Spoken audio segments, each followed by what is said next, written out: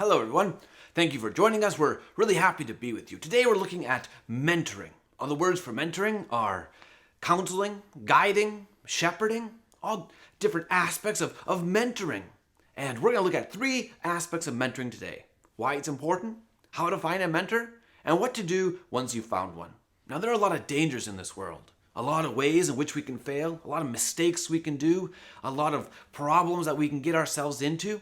And the good thing about having a mentor is they can use their experience to guide us away from areas which would cause harm or which are dangerous, can help us not get into some of those sticky situations that just waste time and are unprofitable. With a mentor, we have safety. And we have wisdom that's going to help our projects and our goals to be accomplished, to be fulfilling. But how do we find a mentor? Now, a lot of people know mentoring is extremely important, and they're stuck. They're like, how do I find a mentor? And they look around at people and no one seems to care about them and no one's showing any interest in them. And so they just get frustrated and they feel alone and they feel like nobody cares. Well, you can find a mentor. Now, I'm not suggesting you just walk up to someone and say, hey, would you be my mentor? You seem pretty successful and wise and I would like you to mentor me. And then they look at each other and they don't know what to do. That's not really how we get mentors. Now, there's a proverb that says, he who walks with wise men will be wise. Now, that's very interesting. Let's listen to that again. He who walks with wise men will be wise. So if you want to be wise, spend time with wise men.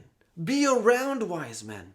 Be around people that know what they're doing, that are good at what they're doing, that are able to share that knowledge. If you're looking for a mentor and you look around at all the people that are in your life and you say they're not wise, they haven't really done anything with their lives. They don't know what's going on.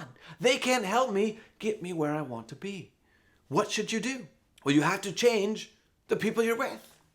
Now, how do you do that? That is actually extremely difficult to do, because sometimes those people around you are family and it's hard to cut family off, and sometimes those are friends you've grown up with for years, and sometimes it's just the people that are around you at work. And if you find that all these different circles, there's just not very many wise people, or there's just nobody that knows what's going on, that has experience, that's making good decisions.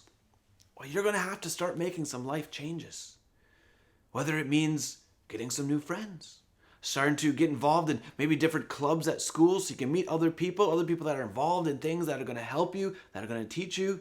Maybe you need to find other organizations outside of school, or if you're working, maybe you're looking at your job and you're saying, man, these guys aren't going anywhere. They're just struggling and they're in the same boat as I am. I want someone to, well, you might have to change your job. Or you might have to reach out a little bit and start, maybe take on a new project. Maybe you say, hey, there's this really good manager over there, this really good senior engineer, and I want to be learning from them. Let's see if I can get on a project that they're working on. If you want to walk with wise men, get involved with things that they're involved with. Start doing the type of work that they're doing. Help them on a project. Help them on some event that they're at. That's what you have to do. You see, sometimes we think mentoring is like, okay, well, once a month we're going to go have lunch together and we're going to sit down and you're just going to pour all your wisdom into me and we're good to go. No, what often happens is that, you're working with some wise individual, and then you got 5 minutes while you're sitting waiting for something and you start chatting. And you have this conversation, you build this relationship, and they start sharing a story with you. They start sharing, oh, hey, this is a time when I made this big mistake. Hey, learn from this. And then you've worked a whole long day together. Maybe you're driving back home together, and they're going to drop you off, and you got 20 minutes to sit and talk. You see, that's often where the mentoring happens. Maybe there will be one person that particularly takes you under their wing and teaches you everything they know. It helps you grow and develop and mature and learn. But as long as you're with wise men, you're going to be learning. You're going to be mentored. It's not just a one-on-one thing. It takes a lot of mentors to teach someone, to train someone. I was thinking earlier today, who's the one mentor that's helped me in my life? And there's a couple individuals that I can think of that they taught me a lot, and they taught me a lot, and but there really wasn't necessarily one individual. There's been a lot of different people, whether it's people in person or books. That could be a good mentor too. You can learn a lot of lessons from books. There's a lot of wise people that aren't alive nowadays, and they'll never mentor you. But you go read what they've written, and you can be learning from them. So surround yourself with people in real life, and what you're reading, they will all be mentoring you. So this idea of that I just need one amazing mentor in my life sometimes it happens, sometimes it's true, But mostly we have a lot of mentors. In each stage of life, we have a different couple mentors here or there, helping us, teaching us, guiding us. And that's what you're going to do. So make sure wherever you're walking, whatever you're involved with, who's around me? Are these people that know what's going on? Are these wise people? Are these people that are going to be helping me? Or are they dragging me down? Or are they just involved in foolishness? Now, foolishness is just going to lead to destruction. But if you want to have a mentor, make sure you're around wise people. Now, the last one. Now, this is interesting. Some people just think, okay, well, once I have a mentor, once I'm around someone that's wise, that wisdom is just going to flow out of them and into me and I'm good to go. Well, not really. You might have to do a little bit of work.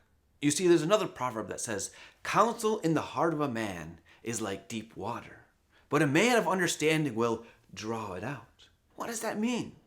Well, it means there's certain people out there, certain wise individuals, certain wise men, wise women, and they have a lot of experience, and they've learned a lot of things in life. But they don't necessarily have the skill set of being a mentor. They're not very good at sharing their knowledge. They're not necessarily good at seeing how the lessons they've learned in their lives might apply to your life. They're maybe not very comfortable sharing some of their failures. But if you start asking the right questions, if you start showing that you're interested, if you start listening carefully, and if you start applying the lessons you learned from them in your life, and they see that they're making an impact on you, what's going to happen? They're going to share more. They're going to help mentor you more. And you're going to be both developing together. They may be a better mentor. They may be a better guide, a better counselor. And you're going to be growing and developing as you spend time with them. So make sure you have wise people around you. And ask them questions. And work with them. And be patient. And draw out that wisdom. It's going to make a huge difference in your life. Thank you for joining us today. We look forward to seeing you soon.